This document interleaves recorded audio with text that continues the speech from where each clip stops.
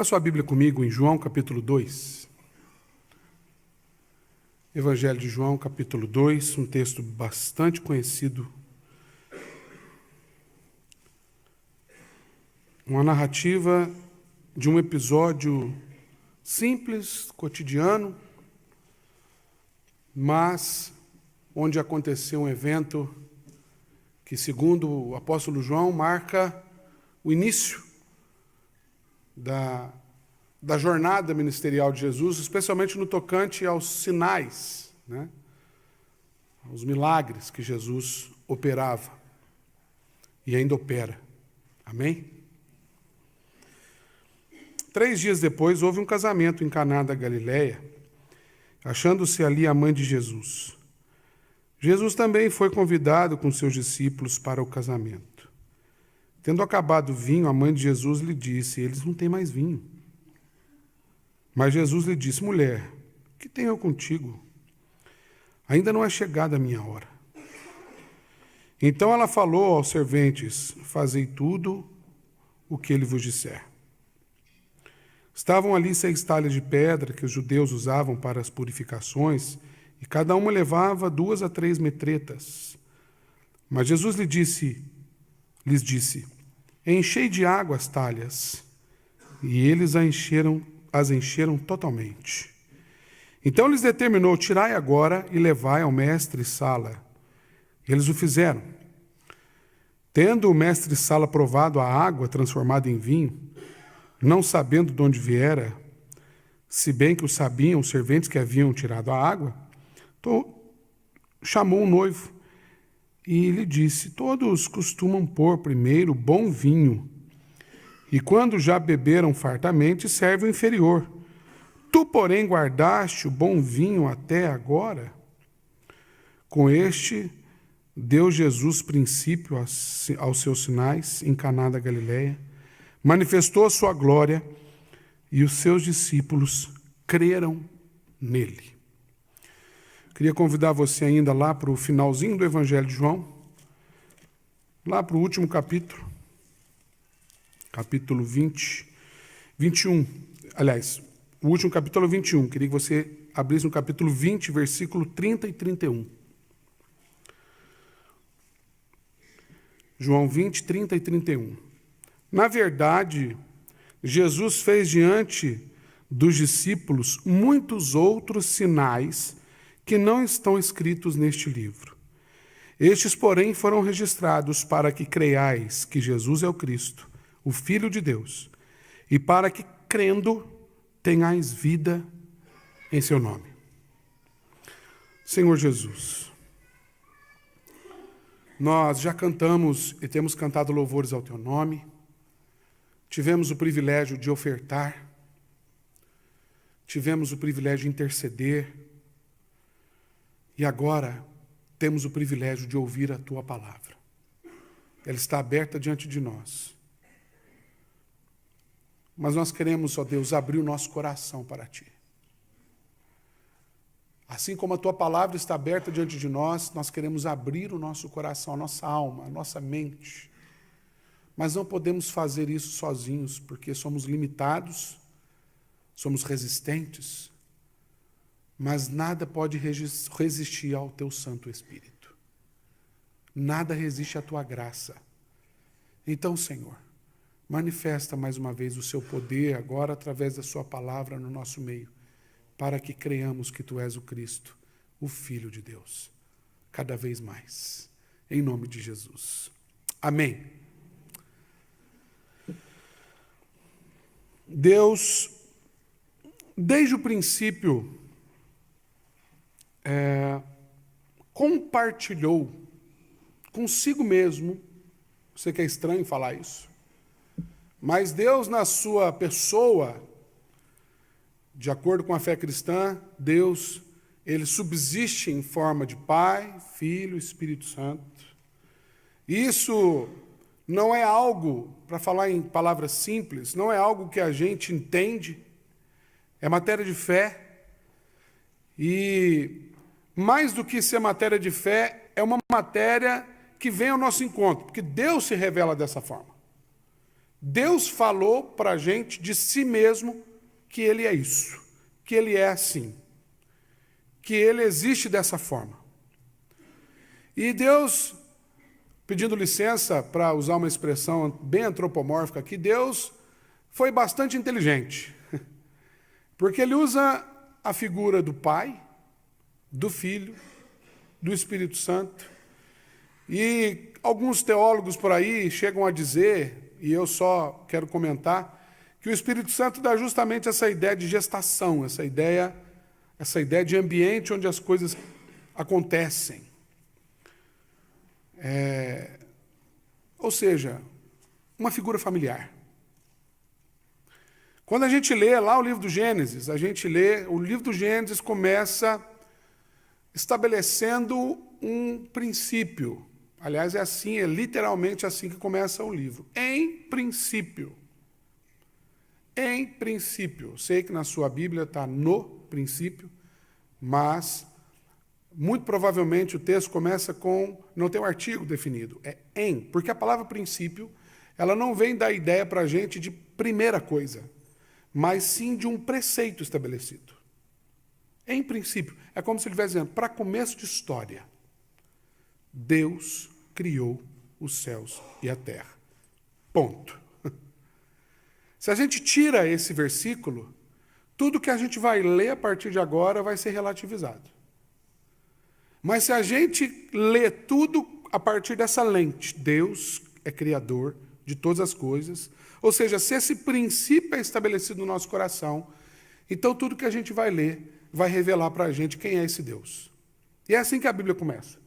E ela diz que Deus criou os céus e a terra, e diz que essa criação, nesse primeiro momento, na linguagem de um homem, é importante a gente lembrar que Moisés está ali falando de algo que foi revelado para ele. Então ele está tentando traduzir em palavras uma visão, uma sensação, uma impressão.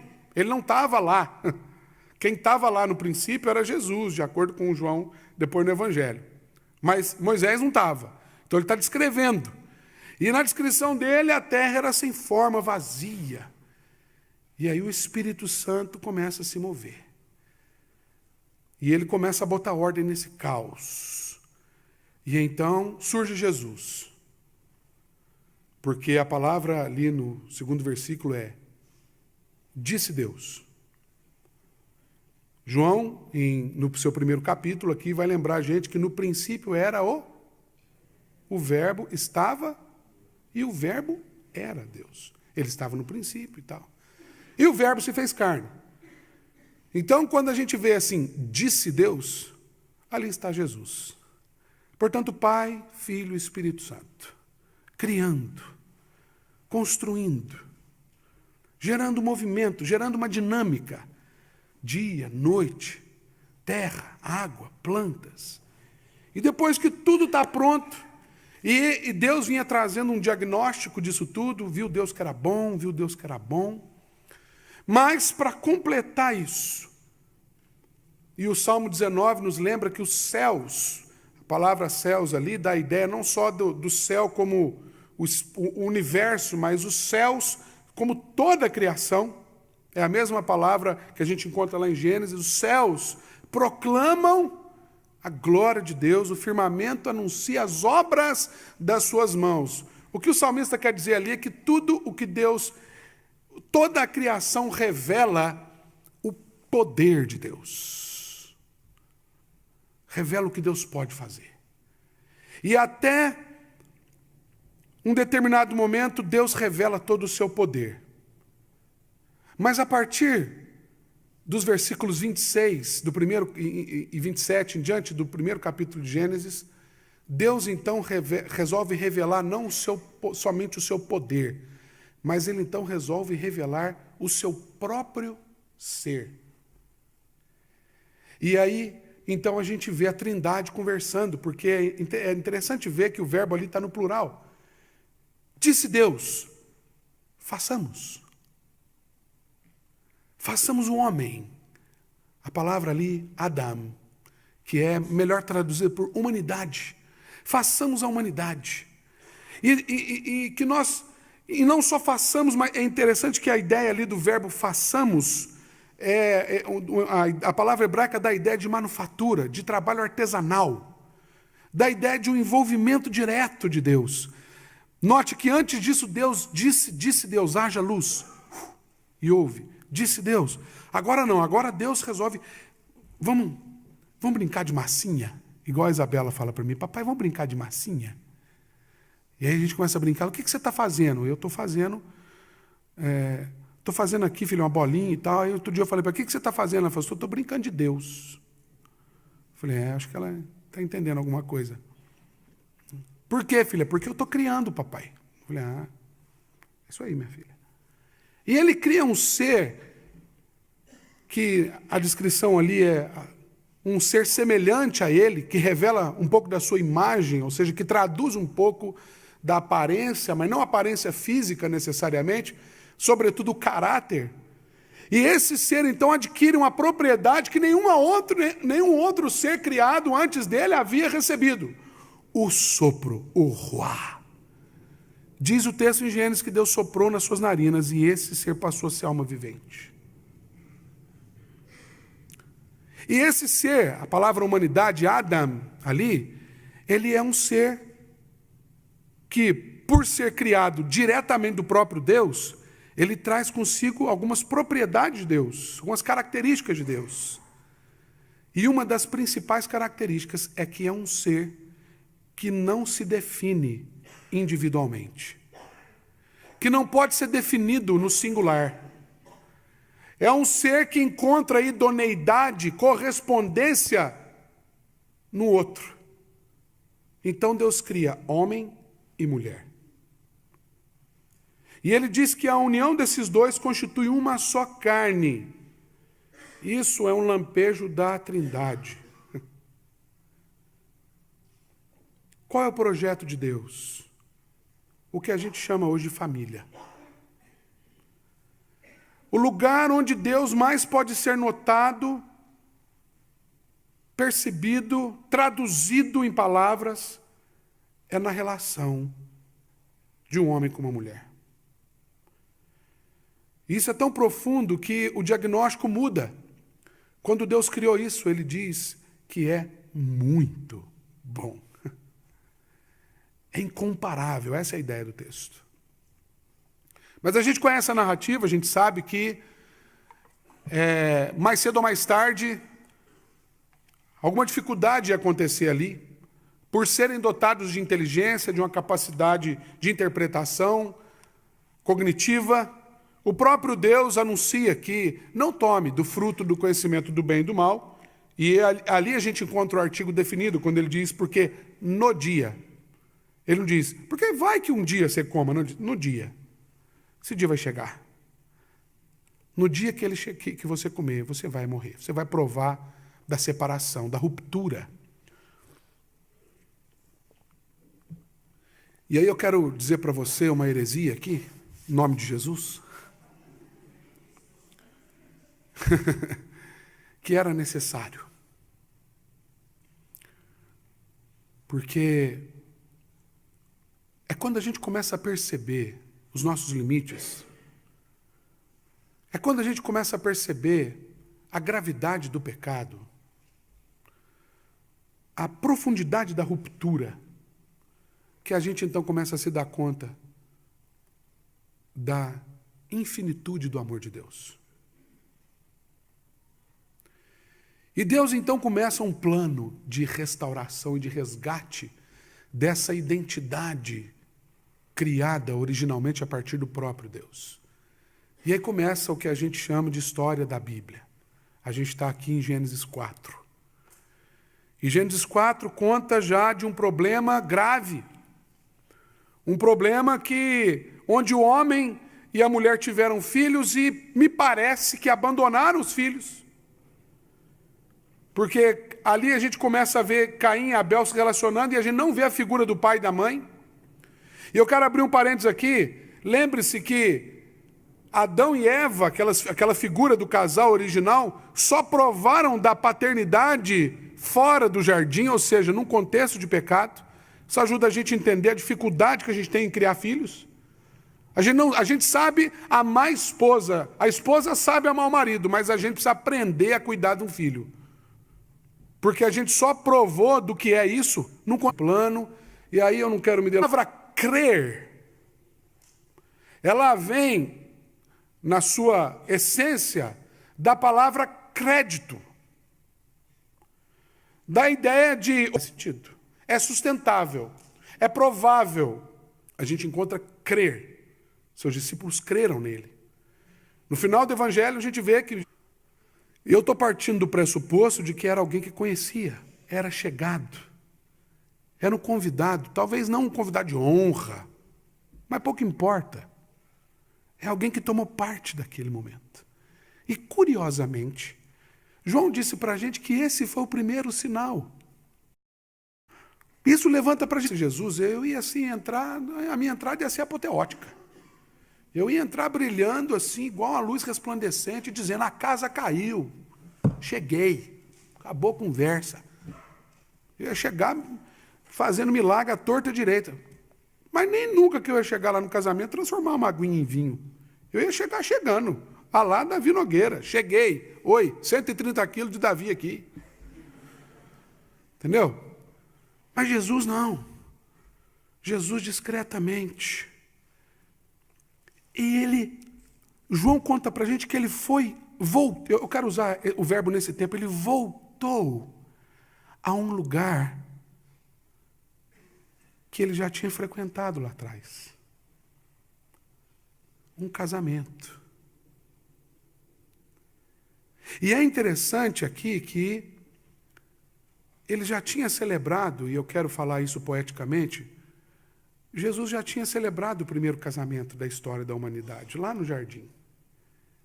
E aqui ele volta para esse lugar, mas como convidado. E que Jesus usa para referir-se ao seu sangue. Ó. Vai juntando as peças comigo. E o material que os judeus usavam para suas purificações. Me desculpem a delicadeza, mas eu quero falar para você o que é isso. Tratavam-se de vasos, cada um deles podia levar a maioria deles na época de 60 e 90 litros, ele está falando aqui 2 a 3 metretas, é mais ou menos essa quantidade de água. Mas era o seguinte, você tinha lá o povo lá da festa e num cantinho ou outro, né? Tinha lá as talhas cheias de água, e esse recipiente era onde os judeus, depois de comer frango com a mão, coxa de peru, fruta, aquela coisa toda, lambuzando barba, igual, enfim, não quero entrar em menores detalhes, lá em casa, a Lidiane às vezes reclama comigo, e eles vão lá na água e eles...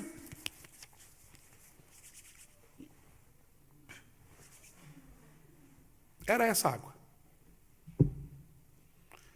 Suja. Suja de gente. Não é suja de terra, não é suja de... é suja de gente.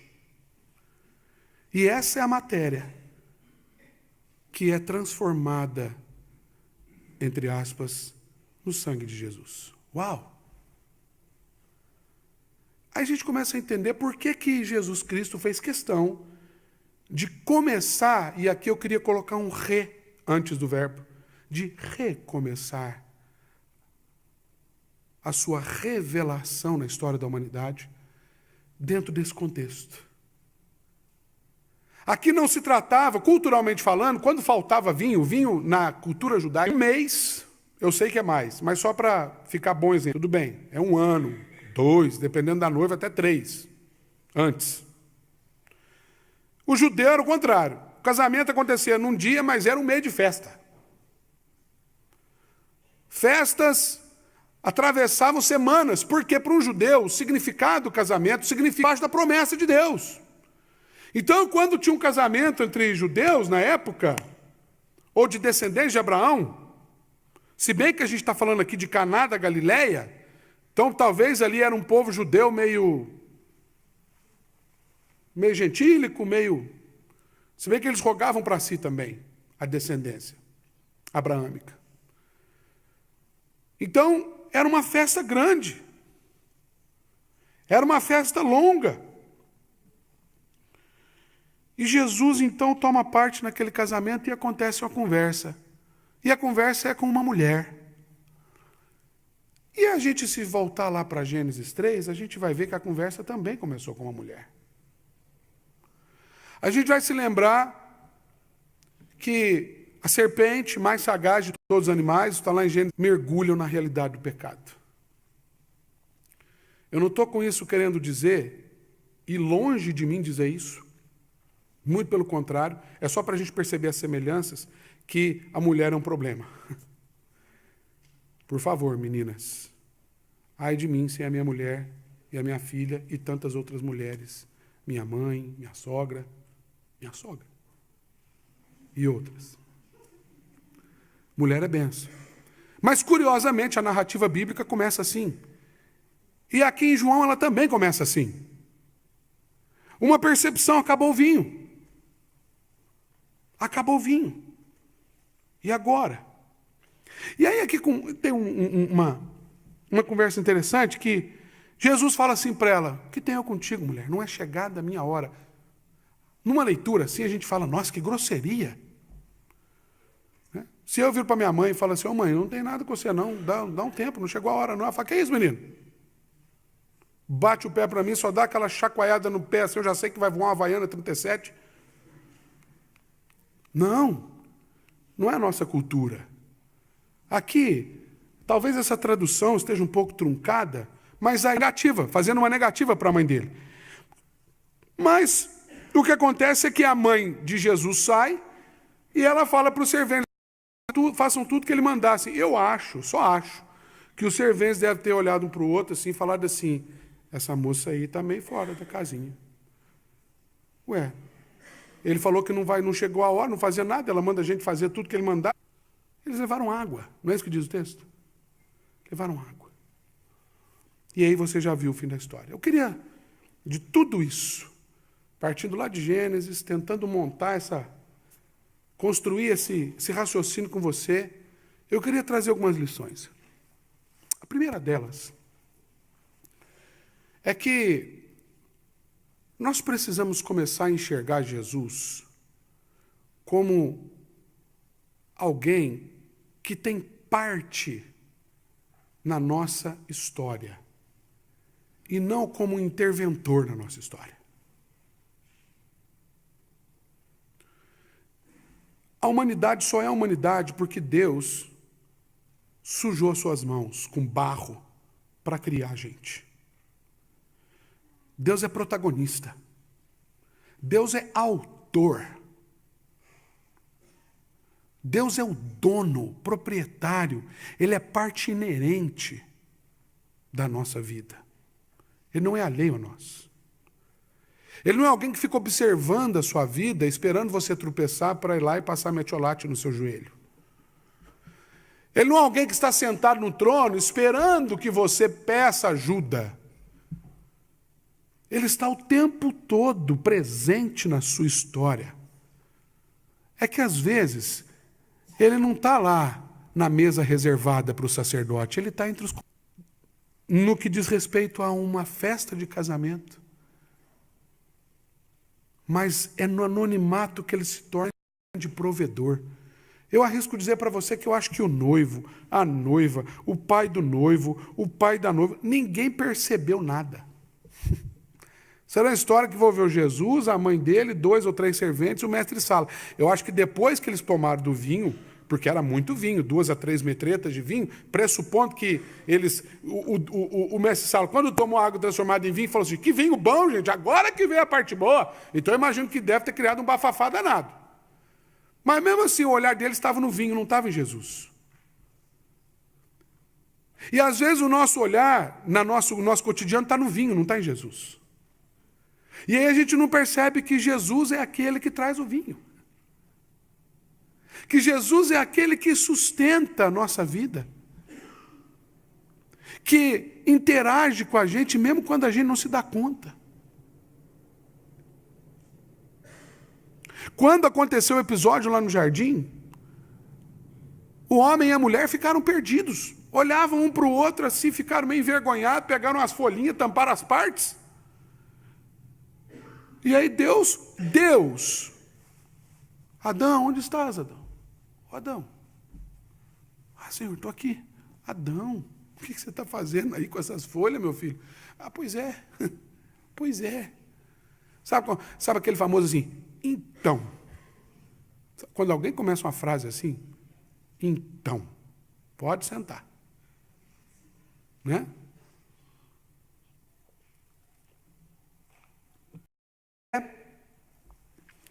O incentivando o alcoolismo, como muita gente já veio me perguntar sobre esse texto.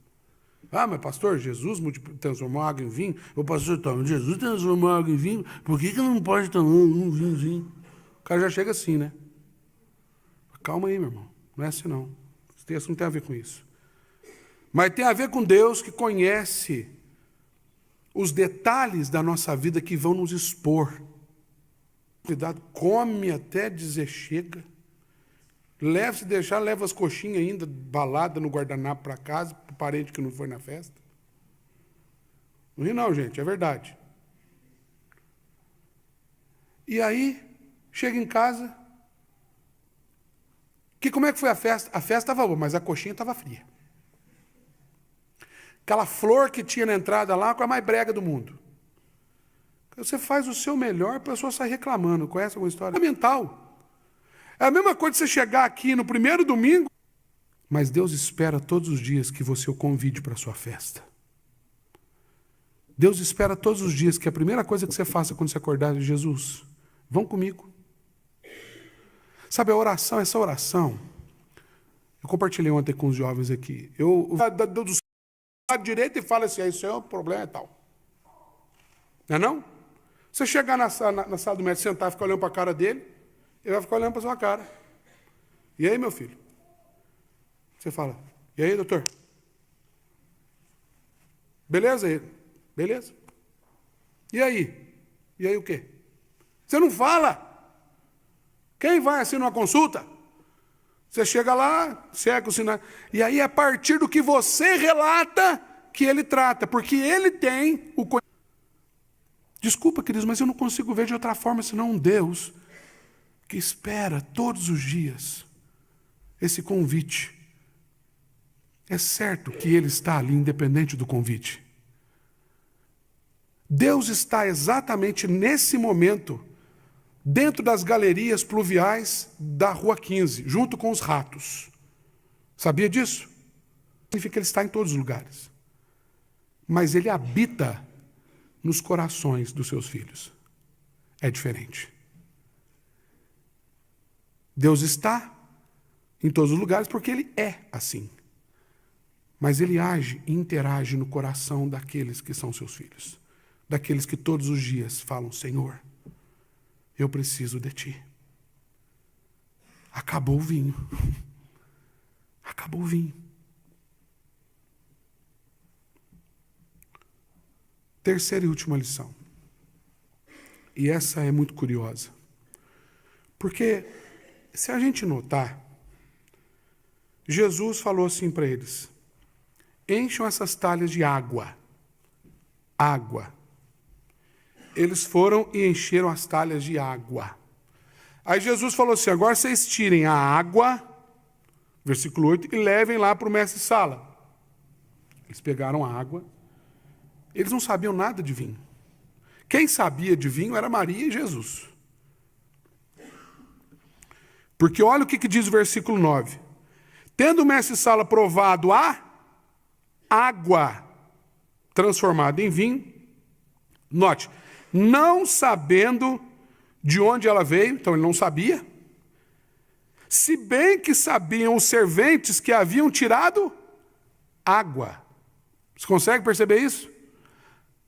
A gente que leu a história sabe que a água ia transformar em vinho, mas quem estava levando ali estava levando água. Só que quando o mestre-sala provou, era vinho. Eu não sei contar você, mas eu por muito tempo li esse texto imaginando assim, Jesus falou para os meninos lá, enche de água. Aí ele chegou, fez assim.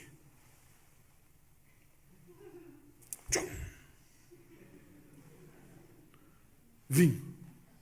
Malbec chileno, da melhor qualidade. Aí eles vão tirar um vinho. Ou então ficaram assim. Não é isso que o texto diz para a gente. Ninguém sabia. Quem soube foi o mestre Sala. Na hora que pegou a taça, chegaram a ser na nossa vida.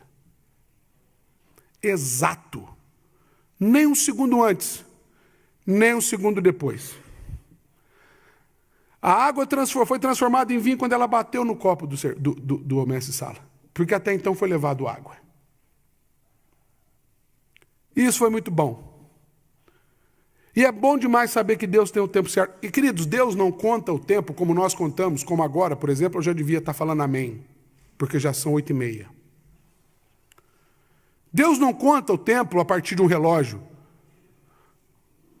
E para estar crucificado com Jesus, gente boa que não era. Um vira para Jesus e fala, e aí, não? Olhar para a cruz ali, e aí, bonitão? Como é que vai fazer? Sai, desce daí. Salvou todo mundo e não consegue salvar você mesmo? E aí? Bonitão? O outro vira para esse e fala. Isso aconteceu talvez horas ou mesmo minutos antes desse sujeito morrer. Você está entendendo isso? E é um cara que levou uma vida terrível. E ele tira do fundo da alma um suspiro e diz, Senhor, como quem diz, eu sei. E note, quando eu disse no ponto anterior, convida, clama, busca. Senhor, eu sei que eu não mereço. Então, assim, eu não quero descer da cruz, não. Aliás, se eu descer daqui, eles me matam ali embaixo. Melhor que eu fique aqui mesmo. Lembra-te de mim quando entrar o seu reino. É só isso que eu te peço. Lembra. Se o senhor lembrar, já está bom. E o que Jesus falou para ele? Ainda hoje, daqui a pouquinho, a gente não vai estar na cruz, a gente não vai estar ali embaixo, a gente vai estar diante do Criador. Porque Deus tem um tempo certo.